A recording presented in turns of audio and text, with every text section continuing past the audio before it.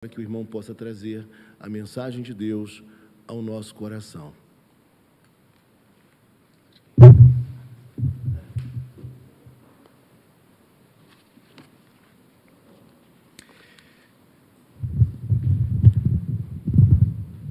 Eu quero saudar os amados irmãos com a graça e a paz de nosso Senhor e Salvador Jesus Cristo, amém?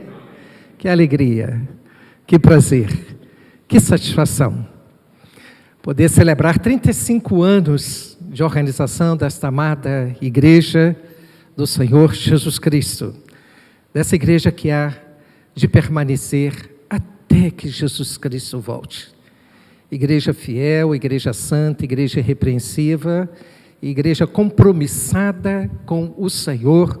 Por isso é que ela está completando 35 anos de organização. Quantas igrejas deixaram de existir neste período?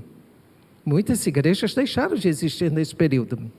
Mas 35 anos confirmam as bênçãos de Deus, a aprovação de Deus para a vida desta igreja. E nós sabemos que as portas do inferno não prevalecerão contra ela. Virão as dificuldades, os problemas, mas ela há de sempre se renovar, porque o nosso Deus é um Deus que renova a sua misericórdia para com as nossas vidas. Louvo a Deus pela vida dos nossos irmãos amados, queridos, pastor Carlos, pastor Ricardo, tem sido muito companheiro esses irmãos aí, também são irmãos amados do meu coração. Eu tenho uma alegria muito grande de trabalhar com o nosso irmão, esses irmãos que são conciliares. O Carlos, ele é uma pessoa muito observadora, ele é muito quietinho assim, mas ele tem uma capacidade de observação tremenda. Ele não é tão agitado quanto eu sou muito agitado. Mas ele lá, naquela sabedoria, paciente, ele ouve, quando faz as colocações, acerta o alvo. O pastor Ricardo também tem sido um companheiro, todas as vezes, Ricardo, estou precisando de alguém aqui. E ele está sempre disponível. Muito obrigado a esses amados irmãos de ministério, presbítero Maurício também, companheiro, presbítero Isaías. Mas eu queria aqui destacar, amados, a família do doutor Assis. O doutor Assis, a Lige, eles foram muito companheiros no nosso segundo ano de seminário. E a Lige esteve no nosso casamento. Eu faço esse ano 35 anos de casado, mesmo período da igreja. Então, quando a igreja estava se organizando, eu estava aqui como seminarista. E a Lige, doutor Assis, eles sempre nos receberam com muito carinho. Eu almoçava na casa deles, eu tomava banho. Às vezes eles falavam, quer dormir aí? O Assisinho tinha uma paciência danada para me explicar computação, que eu não sabia nada. Ele era um expert já desde cedo. O Gustavo. E quando a Aline soltou ali do carro, eu disse assim, aquela é a Aline. Aí eu fui perguntar, né, para a esposa do Gustavo, é a Aline? Ela disse, é a Aline. E eu louvo a Deus, né, pela vida desses irmãos. E saibam que eu gosto muito de Francisco de Assis. Aí eu descobri por que eu gosto de Francisco de Assis. Não é difícil, né, Aline? Né? Mas, de fato, eu gosto muito de Francisco de Assis, né, de São Francisco, e acabei descobrindo pela internet que há uma ordem, presta só atenção, uma ordem protestante de Francisco de Assis. Uma ordem protestante, olha, protestante, de Francisco de Assis, uma ordem que eles fizeram ali uma separação muito grande em relação aos ensinos de Francisco. E eles seguem esses ensinos. Mas o que mais fala ao meu coração são as duas orações de São Francisco de Assis. E quando ele diz, numa dessas orações, ele diz assim, né, que é morrendo que se vive para a vida eterna. É morrendo que se vive para a vida eterna. Nós só entramos no gozo da vida eterna se nós morrermos. De maneira que a morte não é derrota, a morte é vitória. É vitória, porque nós estaremos com Cristo para todo o sempre. Por isso, E, entre outras coisas, na própria oração no silêncio desse dia, venho pedir-te a paz e a sabedoria. Não quero ser como o mundo.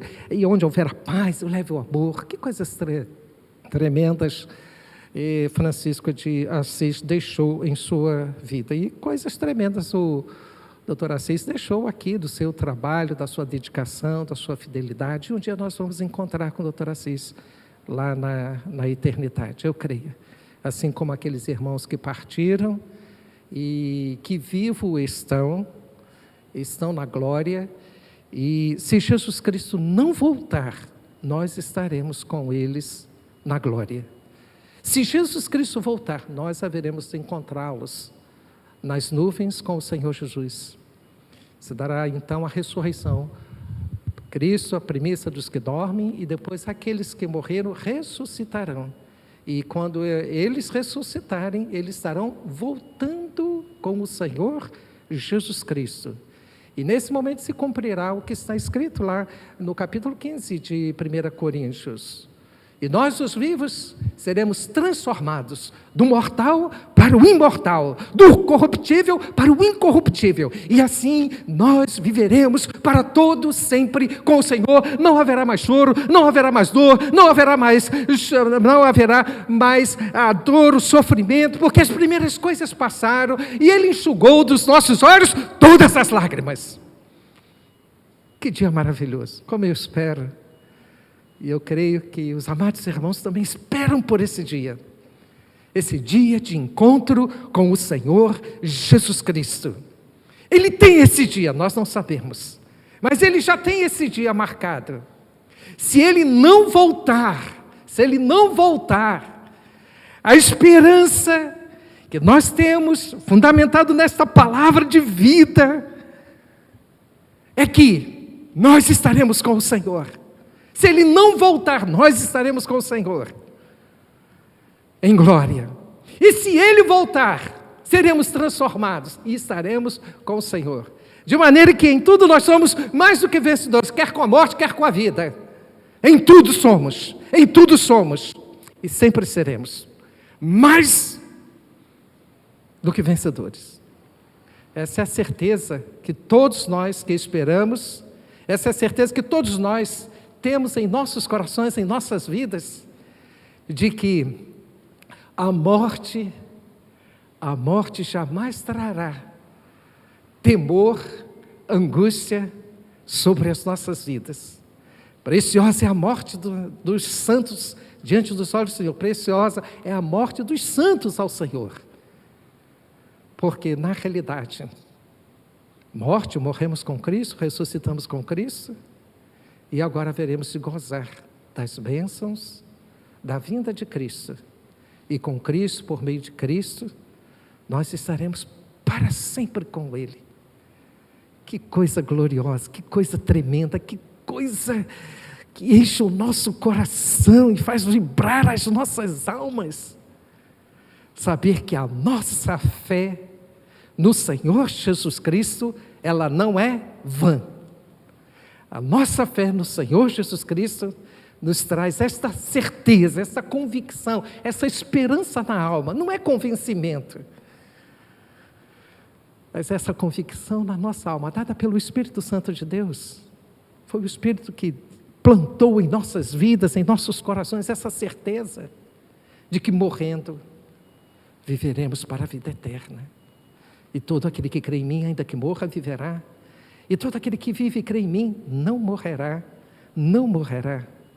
eternamente. Essa é a esperança que todos nós temos. Um dia eu encontrarei também com o papai e com a mamãe. Eles estão lá na eternidade. Eu também sou muito grato aos meus pais. E de quando em quando eu oro a Deus pela vida dos meus pais, para dizer a Deus: Deus, muito obrigado pela vida do papai, muito obrigado pela vida da mamãe. Eu só lamento que depois de uma certa idade é que a gente reconhece que papai era sábio quando era pequenininho, que papai não sabe nada quando eu cresci, quando eu me tornei mais idoso, papai tinha razão. Papai sabe tudo, papai sabe nada. Aí brigo com ele. E a vida passa, reverendo. Aí você descobre aqueles ensinamentos lá do passado. Lembre-se, pais, que os ensinamentos que vocês ofereceram aos seus filhos, eles são eficazes. Eles são tão eficazes quanto aquele filho pródigo que lá naquele chiqueiro, na lama, lá com os porcos, ele disse, na casa de meu pai. Ele lembrou de como o seu pai o tratava. E ele voltou. Se hoje nós temos filhos que estão longe, distantes do Senhor, meu irmão, minha irmã, não perca a esperança. Enquanto a vida há esperança. Quem sabe se um dia esses ensinamentos, através do seu exemplo, da sua palavra, dos seus conselhos, hão de germinar e fazer como o cântico que nós cantamos, né? Voltar para os braços do Pai. Que coisa tremenda. Que coisa maravilhosa. Saber que as coisas, elas de fato são assim. Glória a Deus.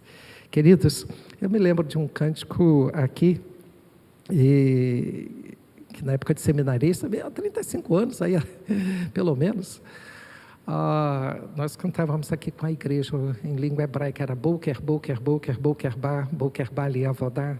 Não sei se os irmãos conhecem esse cântico, os mais antigos talvez não se lembrem, 35 anos isso.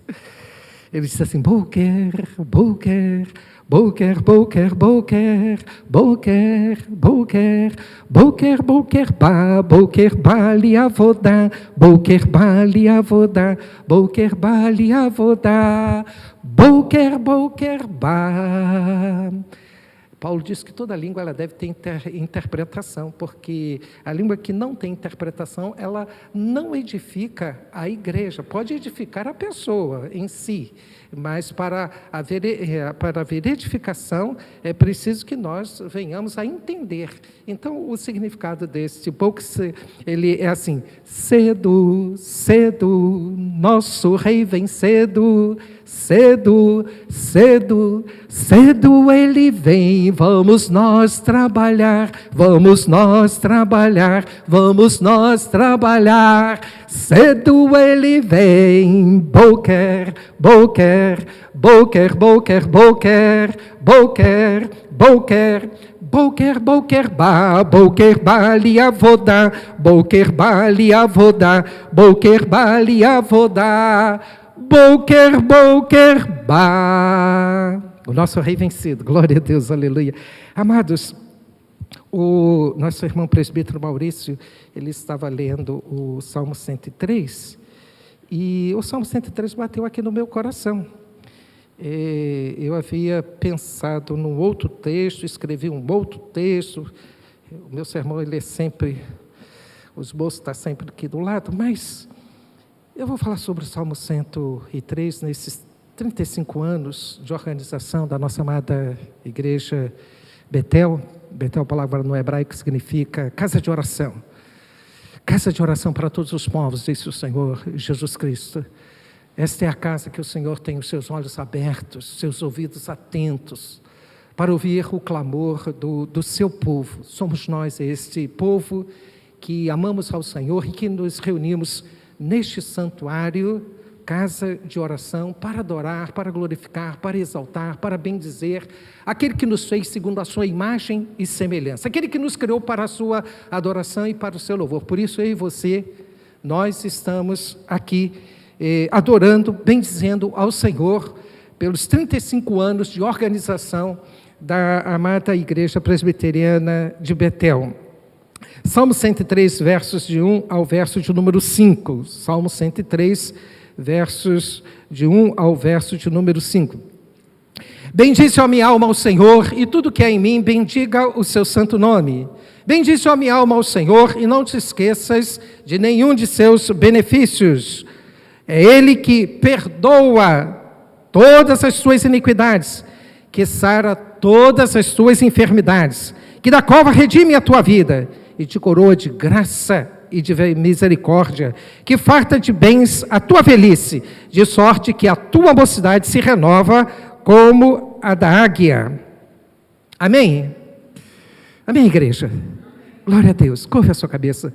Senhor Jesus, Rogamos, ó Pai, que o Teu Espírito Santo, que está presente nesse lugar, nesse santuário que foi edificado para a glória e louvor do Teu santo nome, Deus, nós rogamos que o Teu Espírito tome as nossas mentes e os nossos corações, para que possamos compreender, discernir, entender a Tua palavra como ela é, e saiamos, ó Deus, desse santuário renovados, fortalecidos, para Te servir, para glorificar o Teu nome, para testemunhar que Jesus é bom, que Jesus é Senhor, que Jesus é Salvador. Por isso, Pai, nós rogamos em nome do Senhor Jesus, que o Teu Espírito Santo tire de nós toda a indolência, toda a preguiça, todo o cansaço, todo o estresse, tire de nós todos os obstáculos, em nome de Jesus.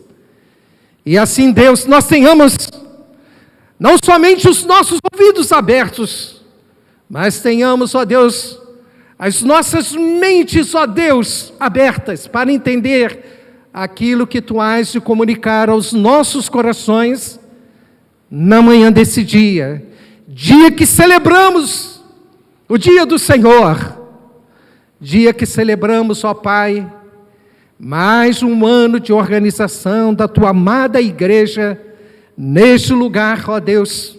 Nós Te damos graças pela vida dos nossos antepassados, ó Deus, que tanto trabalharam aqui para que esse templo, ó Deus, fosse edificado para a glória e louvor do Teu nome, e esse templo foi e está aqui, glorificando, exaltando o Teu nome, pela fidelidade, pela obediência, pela santidade, pelo compromisso, ó Deus, que os Teus servos e as Tuas servas têm com o Senhor, neste lugar, para que, ó Deus, toda essa região possa conhecer a Jesus, e possa reconhecê-lo como Senhor e Salvador de suas almas. Por isso, Pai, nós rogamos que jamais falte, ó Deus, sobre este lugar, a unção, o óleo, o azeite, o bálsamo do Teu Espírito Santo, Deus, para que nesse lugar, Deus, muitos possam ser edificados, fortalecidos na fé, e muitos outros, ó Deus, possam alcançar a salvação gratuitamente em Cristo Jesus, o Teu Filho, o Senhor, o Salvador de nossas vidas. Nós rogamos isto, Pai, na certeza do Teu perdão, na certeza da Tua misericórdia, na certeza de que a Tua bondade é conosco. Te louvamos, Te exaltamos, no nome de Jesus, e para a glória de Jesus. Amém, Senhor. Amém, Jesus. Esse cântico de Davi, que nos fala a respeito da misericórdia de Deus, é um cântico que é entoado em algumas cerimônias lá na Inglaterra, e esse cântico é muito usual nestas cerimônias matrimoniais. Ele diz assim: bendize, ó minha alma, bendize ao Senhor, e não te esqueças de nenhum de seus benefícios, e não te esqueças de nenhum de seus benefícios. Bendize, ó minha alma, bendize ao Senhor, e tudo que há em mim, bendigo seu santo nome. Em tudo que há em mim, bendigo seu santo nome. E nós estamos aqui bendizendo, exaltando, glorificando o Senhor nosso Deus pelos 35 anos de organização da nossa amada Igreja Betel. Temos muitos motivos para exaltar o Senhor por aquilo que Ele tem feito em nossas vidas: a salvação, a vida eterna, a certeza de sua companhia, de sua assistência, em todos os instantes, em todos os momentos, em todas as circunstâncias da vida. Nós temos um Deus presente. Ele é o nosso socorro bem presente nas nossas tribulações. Ele é a rocha onde os nossos pés estão firmados. Ele é o nosso refúgio e a nossa fortaleza. O que o mal poderá fazer? Nada pode prevalecer sobre a vida daquele que está sobre a rocha, e cuja rocha é Jesus. Bendize, ó minha alma, ao Senhor. Por que o salmista aqui está dizendo, bendize, ó minha alma, ao Senhor? Por que ele está bendizendo o nome do Senhor? Nós podemos observar aqui no a partir do verso número 3, os motivos pelos quais o salmista, ele estava bendizendo ao Senhor, e que também deve ser o meu motivo, o seu motivo, o nosso motivo de bendizer ao Senhor. Entre as muitas coisas, nós podemos bendizer ao Senhor pela família, nós podemos bendizer ao Senhor pelo nosso trabalho, nós podemos bendizer ao Senhor pela nossa saúde, nós podemos bendizer ao Senhor pelos anos de organização da igreja nesse lugar, nós podemos bendizer ao Senhor pelos nossos filhos, pelos nossos netos, pelos nossos genros, pelas nossas noras, pelo nosso sogro. Há muitos motivos pelos quais nós podemos bendizer ao Senhor. E aqui o salmista listou alguns motivos pelos quais eu, você, nós devemos sempre termos em nossos corações essa gratidão de louvor ao bendizer ao Senhor. E aqui o verso então de número 3, nós bendizemos ao Senhor porque é Ele que perdoa todas as tuas iniquidades. Ninguém pode fazer isso, mas Deus pode. E Ele já fez em Cristo Jesus, Ele já nos perdoou de todas as nossas iniquidades. Não há iniquidades, não há pecado, não há transgressão, não há rebelião para com Deus, pelo qual Ele não perdoa. Ele perdoa sempre. E há de nos perdoar sempre. E aqui afirma, nada do que você pode fazer pode mudar o amor de Deus para com a sua vida. Deus não muda. Ele não vai mudar por causa dos seus pecados, por causa das suas transgressões. Não! O amor de Deus é imutável pela sua vida. Uma vez perdoados, nós somos perdoados para todos sempre. Nós somos perdoados para todos sempre.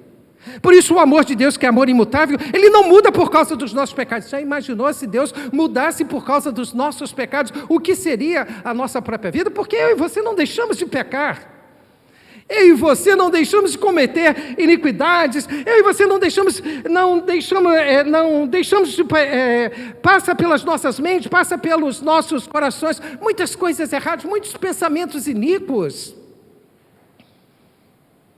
Já pensou?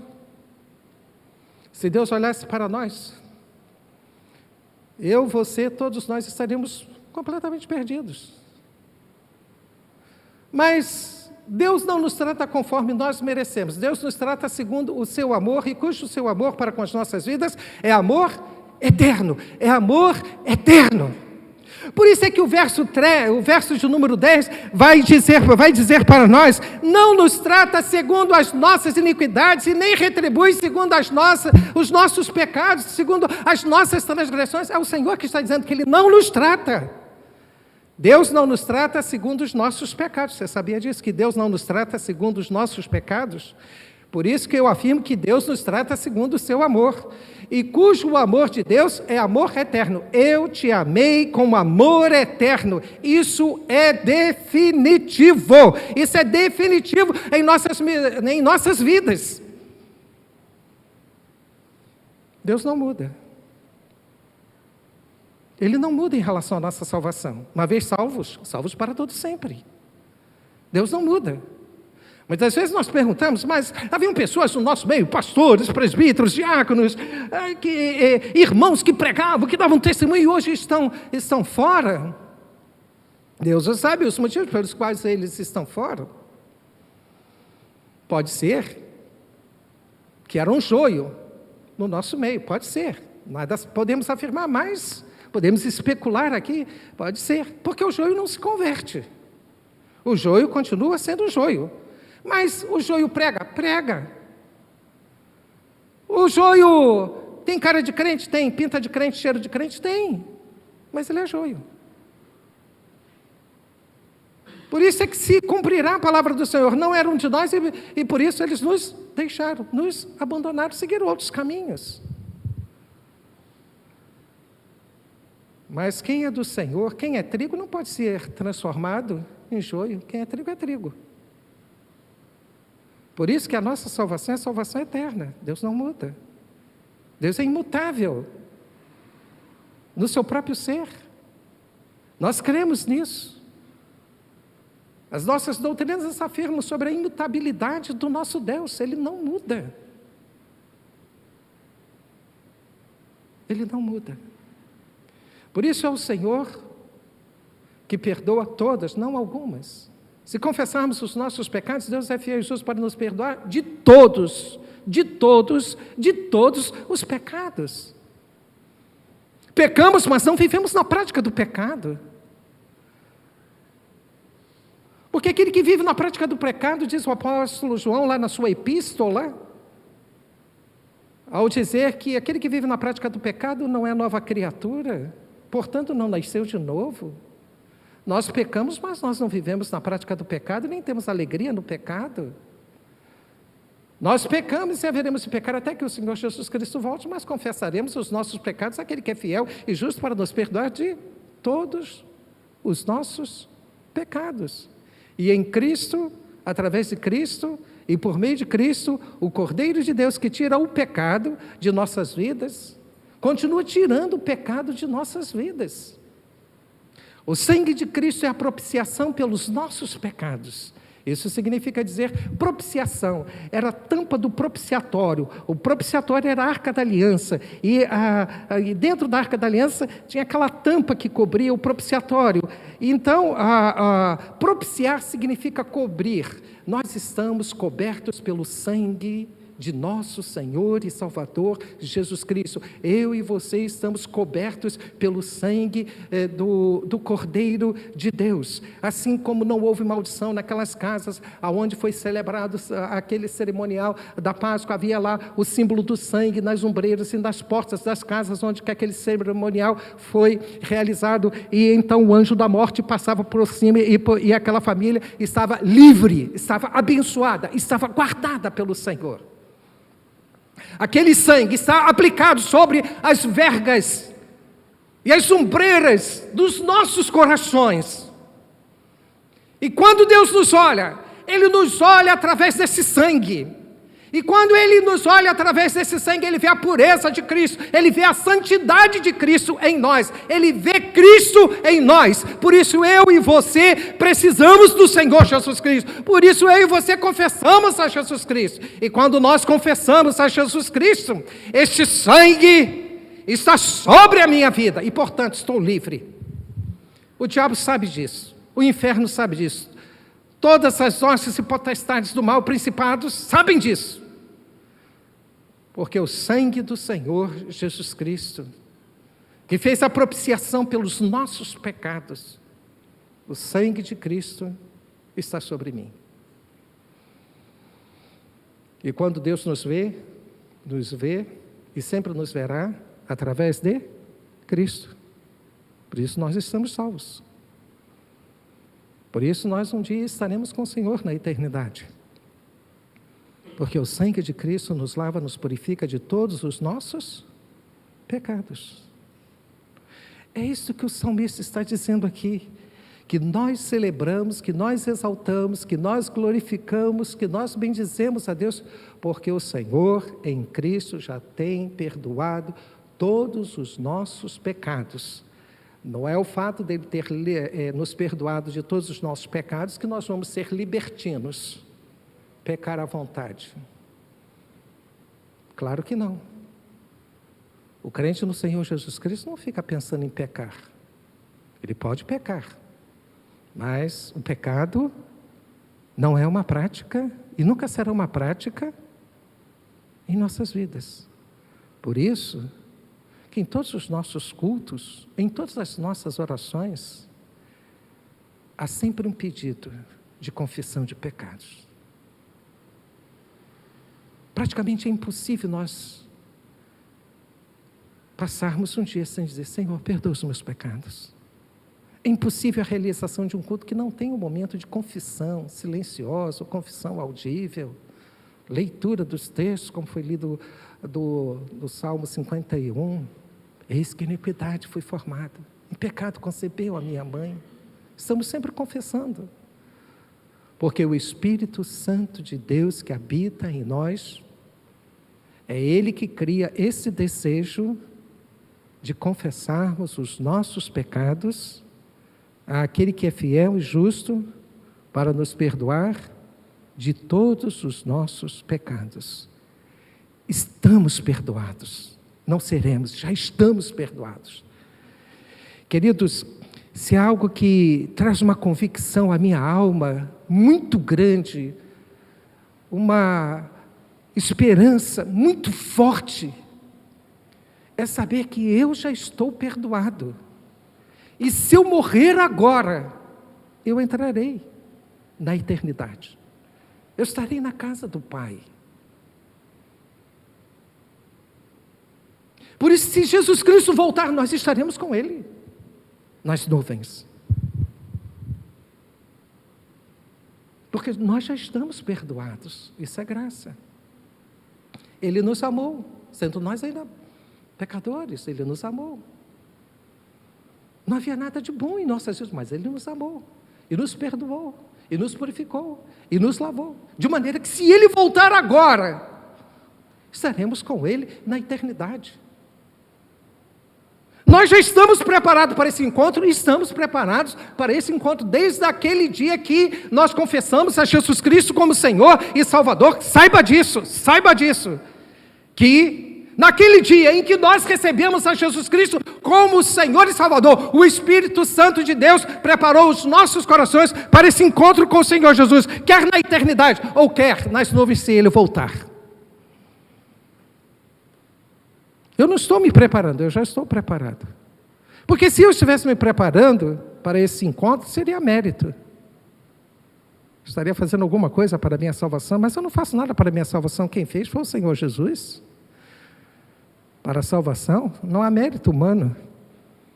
Não há decisão humana, há decisão de Deus.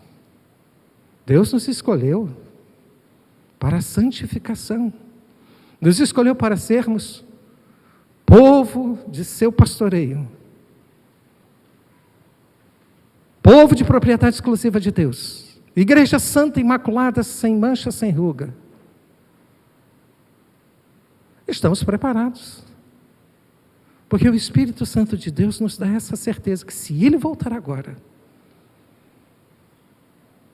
eu não fiz isso, eu não fiz aquilo, eu não fiz aquilo outro.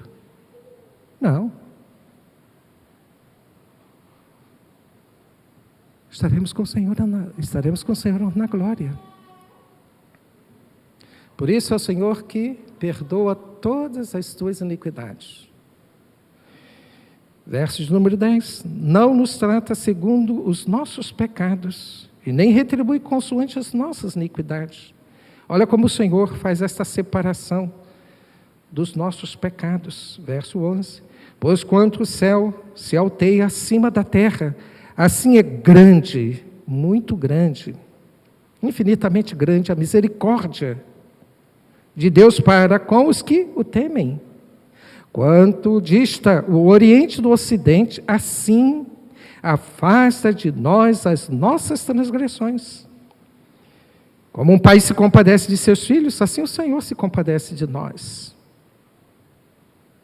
E o Senhor tem usado dessa compaixão em Cristo, através de Cristo. Por isso nós precisamos de Cristo, porque através dele nós somos perdoados, lavados, santificados e preparados para estar com o Senhor na glória. Bendize a minha alma ao Senhor. Em segundo lugar, o verso de número 3, ele diz: o Senhor é quem te sara de todas as tuas enfermidades. Aquele que te perdoa é aquele que também te cura. É o Senhor que nos cura de todas as nossas enfermidades, mas isso não exime e nunca eximirá o tratamento médico, a medicação, o cuidado com a alimentação. Não exime ao saber que Deus cuida de nós, ao saber que Deus nos cura as nossas enfermidades, mas nós também temos a nossa responsabilidade diante de Deus. Temos responsabilidades diante de Deus. E cuja responsabilidade diante de Deus é tratar bem desse corpo, que é templo do Espírito Santo de Deus. O nosso corpo continua sendo templo aonde o Espírito de Deus habita. Quando nós sairmos desse lugar, a igreja sairá então desse lugar. Porque a igreja somos nós, aqui nós estamos dentro do templo. Quando a igreja for embora, isso é quando nós formos embora, aqui será meramente um templo. O Senhor havia dito isso, ensinado isso. Eu não habito em templo feito por mãos humanas, mas Ele habita em nós. O Espírito de Deus está em nós. O mundo não o conhecereis, mas vós o conhecereis, porque Ele habita, Ele permanece, e Ele estará conosco todos os dias, até a consumação dos séculos. Esse Deus trino, mediante o seu Espírito, que habita em nós, que está em nós, que permanece em nós. Então devemos cuidar bem da nossa vida. Não podemos facilitar, devemos ser diligentes, atenciosos com o que nós comemos, com o nosso momento de repouso, de descanso. Deus fez um dia entre 7 para descansarmos. E muitas vezes, se Deus tivesse feito 8 dias, nós estaríamos trabalhando 8 dias. Cadê o descanso? Cadê o repouso? 2 jovens, eu perguntei para 2 moços, nós estávamos conversando, e aí eu perguntei para eles assim, por que Deus fez a noite? Para que Deus fez a noite? Para trabalhar? O lavrador trabalhava de sol a sol. O sol despontava, ele já ia para a lavoura. Trabalhava o dia inteiro, mas à noite ele repousava, ele descansava. Eu sei que os dias são difíceis, mas nós precisamos ter a sabedoria para administrar os nossos dias. Eclesiastes capítulo 3 diz que há tempo para todas as coisas. Precisamos ter a sabedoria do tempo para administrar esse tempo de maneira coerente, de maneira sensata, irmãos. Deus não vai fazer isso por nós. Nós é que precisamos fazer isso por nós mesmos. E naquilo que nós não podemos, o Senhor já está fazendo por nossas vidas, creia nisso. Deus fez o mundo em 6 dias, mas no 7º dia Ele descansou. E nesse dia que Ele descansou, Ele criou até um mandamento. Farás as tuas obras nos 6 dias, mas o 7º dia é o dia do Senhor. E nesse dia o Senhor abençoou, nesse dia o Senhor santificou, porque nesse dia o Senhor descansou. Não é isso que o texto sagrado diz? Ou não?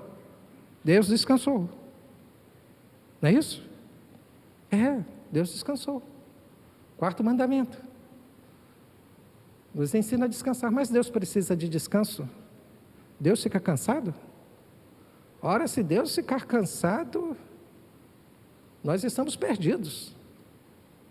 Deus não se cansa. Mas então o que é que Ele quer dizer com a questão do descanso? Ele quer dizer que Ele não precisa, mas Ele está deixando para mim e você, por quê? Porque eu e você precisamos. Então Ele está colocando isso, não para Ele, mas está colocando isso de maneira didática, para dizer para mim e você, para dizer que nós precisamos ter esse tempo de descanso. A nossa fisiologia, ela requer isso de nós. Como anda o seu descanso? Como está o nosso descanso? O que nós estamos fazendo para termos o nosso descanso? Estar com a nossa família, estar com os nossos filhos, fortalecer os laços de comunhão com os filhos, com a esposa. Há maridos que não têm nem mais tempo para a esposa. Chega cansado à noite. É um problema. Ele não rende nada na cama, é um problema, sério. E começa a criar os vácuos, porque está cansado. dorme. Não tem um tempo para conversar. Quando um está conversando, o outro já está dormindo. Não aprofundam esses laços da vida conjugal, aí começam os problemas e as dificuldades.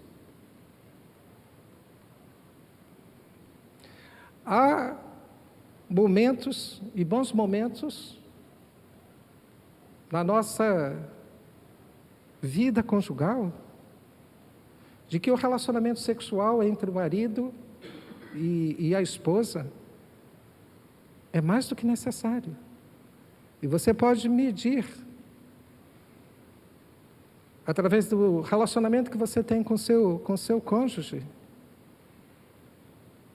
a qualidade do seu relacionamento com a sua esposa ou com seu marido. Isto é, quanto mais você se relaciona com a sua esposa, mais você se relaciona com o seu marido, mais comunhão você tem com ele. Mais os laços da vida conjugal são fortalecidos. As tentações sexuais, elas baterão, mas não prevalecerão sobre as nossas vidas, porque nós temos um bom relacionamento, um relacionamento de boa qualidade. Um relacionamento que satisfaz. E muitas vezes esse relacionamento está longe, esquecido, frio, porque estamos cansados demais, estamos ocupados demais, temos outras prioridades. Mas nós precisamos lembrar que o pecado está sempre ao derredor. Porque, na realidade, nas tentações sexuais, nós seremos tentados em todo o tempo, cansados ou não, parece que estamos sempre com disposição para pecar, não é isso? Mas para fazer o certo, não.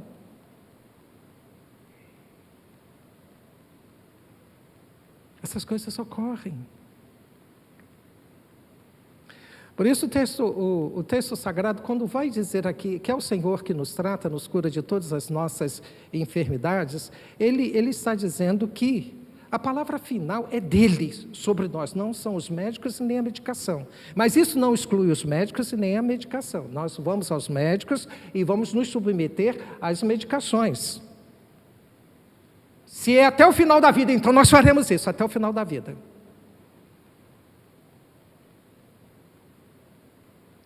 Eu fui muito tempo voluntário do INTO, Instituto Nacional de Traumaortopedia, e estava lá no meu plantão, e a psicóloga lá do INTO ligou e disse assim: pastor,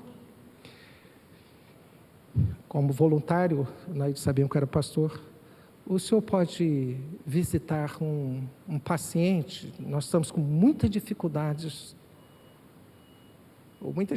com ele.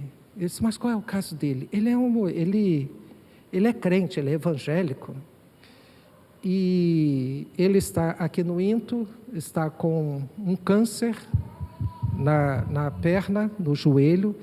Ele morava lá em Roraima, e lá em Roraima ele caiu do cavalo, bateu com o pé, começou a sentir algumas dores na sua perna, e eles não conseguiram identificar, e a perna do menino começou a inchar, e eles mandaram o menino aqui para o Rio.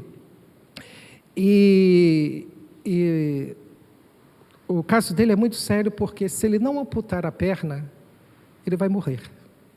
E ele já chegou aqui numa condição muito difícil para nós. Ele precisa amputar a perna. Eu disse: mas e aí? Aí que a mãe dele não quer autorizar. O garoto tinha 15 para 16 anos.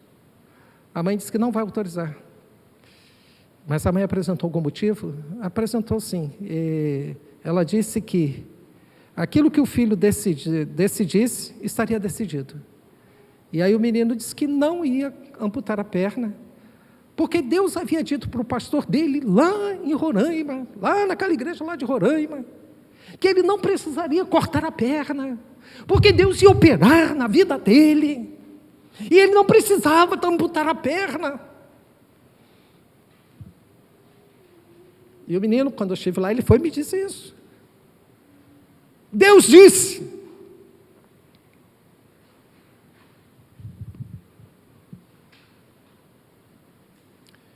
E eu falei para ele: meu irmão, o que a sua morte importa para Deus? Se você não se submeter à cirurgia, você morrerá. Mas Deus vai fazer. Eu creio, por isso que eu estou aqui no INTO. Orando por vocês, orando sempre. E creio no poder da oração, creio no milagre também. Mas creio também que a medicina é milagre de Deus. Não foi o diabo que criou a medicina, é Deus. Porque o diabo ele veio para matar, roubar e destruir. Como é que ele vai criar medicina? Coisa nenhuma. Medicina é dom de Deus. As medicações, a ciência é dom de Deus. Ela anda divorciada, anda longe, mas ela é dom de Deus. Se o homem perverteu por causa do pecado, isso é uma questão desses perversores que vivem no pecado, mas não Deus. Deus é o Senhor. Mas eu quero te fazer uma pergunta, meu filho. Por que Deus não te curou lá? Por que Deus tinha que mandar você para cá? Ora essa. Você devia ter ficado lá. Porque o Deus que cura lá é o Deus que cura aqui. Porque Deus é Deus de todos os lugares. Então Ele devia ter curado você lá. Mas você veio para cá. Porque Deus te mandou para cá. Deus deu o diagnóstico correto que lá na sua terra, lá os médicos não estavam entendendo o que é que estava ocorrendo com a sua perna. Você chega aqui, o médico vai, faz o diagnóstico, diz o que tem que ser feito, e agora você diz para ele, não. Por quê? Mas vale a pena entrar nos céus, sem pernas, sem braços, sem olhos, do que entrar com o corpo inteiro aonde? O Senhor Jesus, no inferno. É assim que você entende?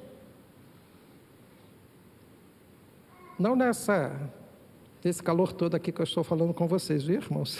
Mais baixo. Bem mais baixo.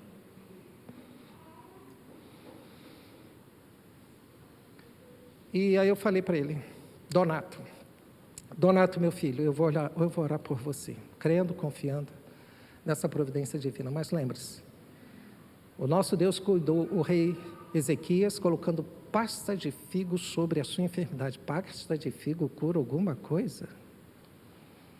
Mas curou o rei Ezequias. Lodo misturado com saliva, colocar nos olhos, aquela lama,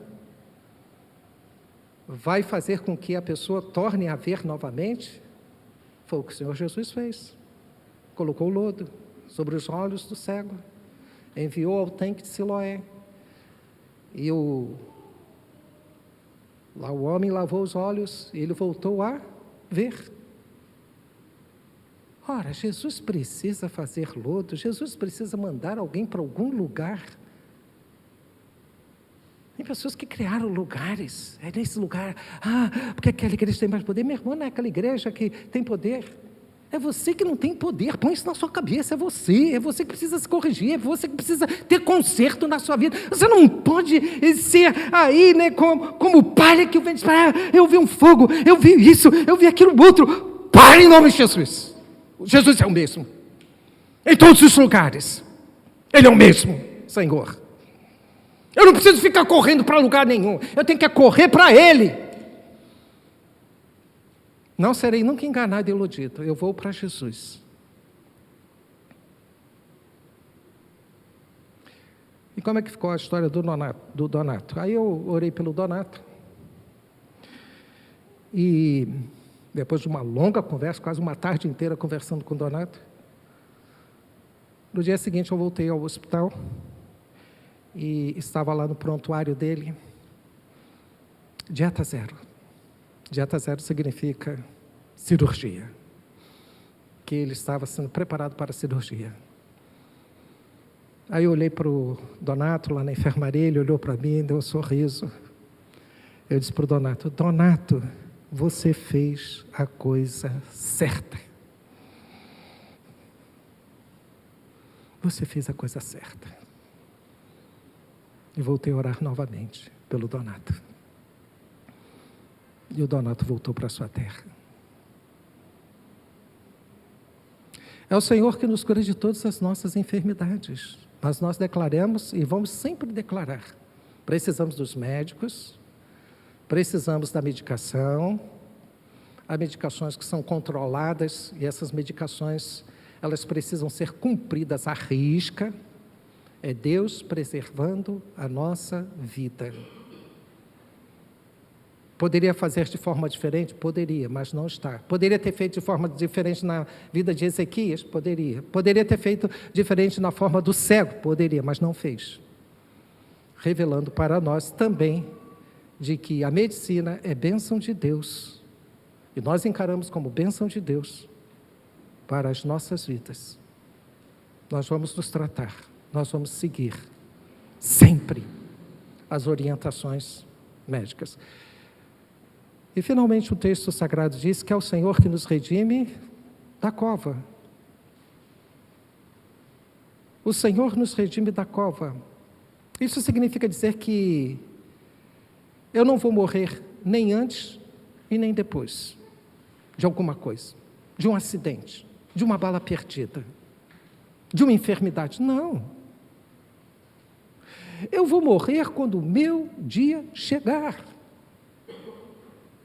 E quando o meu dia chegar, e o Senhor sabe qual é o meu dia. Salmo 139, verso 16, todos os meus dias foram escritos, quando nenhum deles ainda existia, e foram determinados por Deus, e foram escritos no livro da vida, quando nenhum deles ainda existia.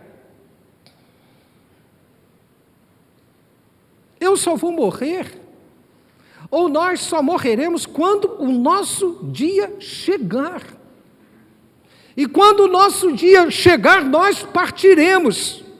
Porque assim o Senhor determinou, o Senhor já decidiu de que o nosso dia, de que a nossa partida é aquele dia, é aquela hora, é aquele momento. Não é a enfermidade que nos mata, ou nos matará. Não. Quando os nossos dias chegarem, eu não posso ficar querendo antecipar, Deus, o Senhor sabe, eu já estou velho, eu já estou cansado, eu já estou isso, eu já estou pedindo quase como uma pá de cal sobre a minha vida. Que Senhor, coisa lá, né? Esquece lá que no Salmo 92, é só ver a página aqui que vai dizer isso no Salmo 92, até na velhice darão frutos e serão cheios de seiva e de verdor. Até na velhice serão cheios de verdor e ficam, meu irmão, Deus não deu velhice como sinônimo de inutilidade. Deus deu uma velhice ditosa para ser de bênção. Vai perguntar para Deus o que Ele quer com a minha velhice, porque Ele não está deixando você aí por acaso, Ele esqueceu de você. Eu levava a Santa Ceia para uma irmã, ela estava com 98 anos de idade.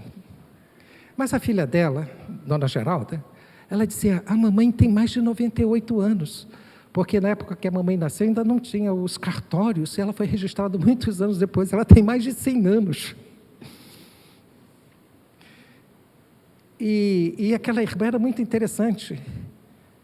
Ela recitava os salmos assim com uma facilidade danada, ela já era cega, ceguinha. Não via nada, mas ela pastora, vamos ler o salmo tal? Eu disse, vamos, minha irmã. Eu disse assim, como que ela vai ler? Eu ficava impressionado com ela.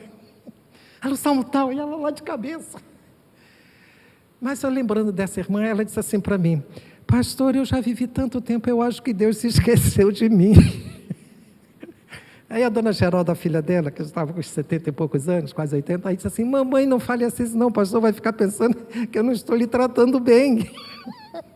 E por isso a senhora já quer ir logo embora, porque a senhora já não me atura, já não aguenta mais. Eu disse, não, minha irmã, fica tranquila, eu chego aqui sempre na sua casa, a sua mamãe está com banho tomado, está cheirosinha, está com uma roupa sempre limpinha, eu sei que a senhora é uma pessoa cuidadosa, eu tenho visto que a senhora é uma pessoa cuidadosa como mãe. A Dona Geralda ficava chorando, né? Aí as lágrimas, mamãe, não quero que a senhora morra, não. Eu não quero que a senhora morra. Deus não, é claro que Deus não esquece. Deus não tem essa faculdade para esquecer. Nós é que temos. Nós podemos esquecer. Mas Deus jamais, em tempo algum, em momento algum, em circunstância qualquer que venhamos a passar na nossa vida, os olhos deles estarão sempre sobre nós. Se passares pelo fogo, eu estou lá, eu passo no fogo com você. Se passar pelas águas, eu passo pelas águas, porque eu te amei. E te chamei pelo teu nome. Nos trata de maneira pessoal. Então a morte, o Senhor redime da morte, por quê? Porque enquanto há esperança, nós devemos estar orando, clamando, suplicando a Deus. E essa esperança significa dizer, enquanto há vida, há esperança. E por isso nós oramos pelas pessoas. Não podemos desistir, já orei tanto tempo. Isso é indolência para com Deus. Não. É preciso orar sem cessar, orar sempre. Você crê? Então ore pelo seu filho, ore pelo seu marido, ore pela sua esposa. Ore! Clame ao Senhor. A oração do justo pode muito nos seus efeitos. Eu quero terminar aqui dizendo que o Senhor aqui nos redime da cova. Eu era adolescente e junto com os adolescentes lá da igreja, nós fomos fazer a visita para um avô de um adolescente lá da igreja, o seu Libano. Chegamos lá no hospital, o seu Libano estava com câncer e ele estava internado lá no INCA. E quando nós chegamos lá, com aquela meia dúzia lá de adolescentes para visitar o seu Libano, eu olhei assim para o seu Libano. Isso tem muitos anos. Eu olhei para o seu Libano e disse, e tem jeito não. Não tem jeito não. Eu acho que o seu Libano vai embora. Ele era um monte de ossos, o câncer havia consumido muito a ele, e ele estava lá, aquele montinho de ossos, pele e osso. Mas aí fizemos lá o nosso trabalho, oramos, clamamos, suplicamos a Deus, cantamos lá para Ele, e vida que se segue. Eu estou indo para a escola e o meu ônibus passava bem em frente à casa do seu Libano. Isso já tinham passado alguns meses. O seu Libano morava bem distante, lá da igreja, bem distante da nossa residência. Quem é que eu vi lá no quintal, cuidando das plantas, molhando lá as plantas? Seu Libano. E isso tem me feito lembrar, em todos os meus dias de vida, é o Senhor que redime da cova. Não é a medicina que tem a última palavra. Não é o câncer que tem a última palavra. Lá no INCA, nós tivemos várias experiências do amor de Deus para com muitos dos nossos pacientes, mas a ciência nunca deixa falar sobre isso.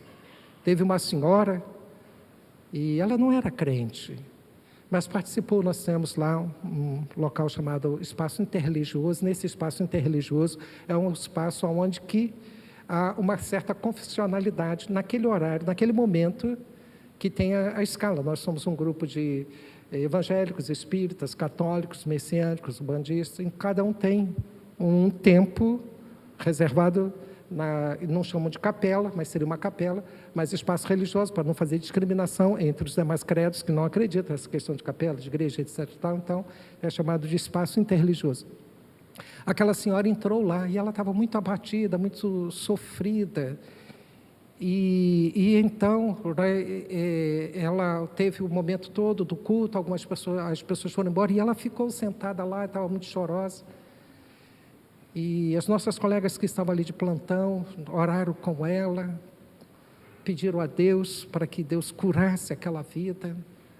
E no dia seguinte, aquela senhora, ela foi para a mesa de cirurgia. Quando o cirurgião abriu ela, porque tem todos os protocolos que se seguem lá, e a questão não é que um paciente, quando chega para operar, ele já chega mesmo com tudo certinho para operar, tudo está certo. Chegou lá, né? E aí o cirurgião fez assim para a equipe, é ela? Aí o pessoal, Aí disse assim, então tem alguma coisa aqui que não está certa. O câncer não está aqui. Verifica. Aí verificou todas as coisas, era ela. Mas onde é que estava o câncer? E aí o cirurgião fechou ela e ela foi para o PO, que é um posto, logo quando a pessoa sai da cirurgia, vai para esse posto de atendimento, que é um semi-intensivo da UTI lá no INCA PO.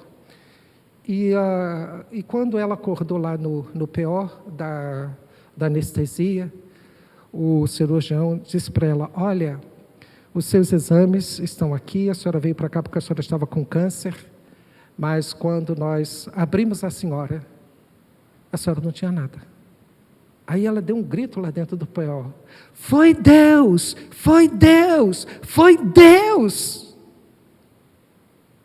Eu sabia que Deus havia operado na minha vida, eu senti o poder de Deus agindo na minha vida, quando aquelas irmãs estiveram orando por mim, Deus operou. E no dia seguinte ela voltou para a enfermaria, e lá na enfermaria ela disse assim: olha, eu estou voltando para a minha casa lá em Friburgo, eu já não estou voltando mais como a mesma. Deus fez uma obra na minha vida, eu vou procurar uma igreja. Tivemos também uma criança, outros casos, Deus operando, Deus realizando. Ele que redime da cova, não é pelo fato que eu estou com câncer que eu estou sentenciado a morrer, não. Se tu creres, tu verás a manifestação da glória de Deus. E se Deus tem dias para você, saiba que Ele te dará esses dias. É Ele que redime a tua vida da cova. 3 coisas o texto sagrado na manhã desse dia nos ensinou. Que devemos bendizer ao Senhor. Por quê? Bendizemos ao Senhor porque Ele perdoa todas as nossas iniquidades. Bendizemos ao Senhor porque é Ele que nos sara de todas as nossas enfermidades, perdoa, sara e que redime a nossa vida da cova. Isto é aquele que redime a nossa vida da morte. Que possamos assim, irmãos e irmãs, bendizer ao Senhor, porque a vossa fé não é vã, e o Cristo que é Senhor da sua vida, é o Cristo que te ama, é o Cristo que não nos deixou, não nos abandonou, não nos entregou a nossa própria sorte, mas é o Cristo que continuará fazendo coisas tremendas, prodigiosas e maravilhosas, eu creio. Mas o Senhor Jesus trouxe a triste advertência: será que quando o Filho do Homem voltar, encontrará fé na terra? Que Deus nos abençoe.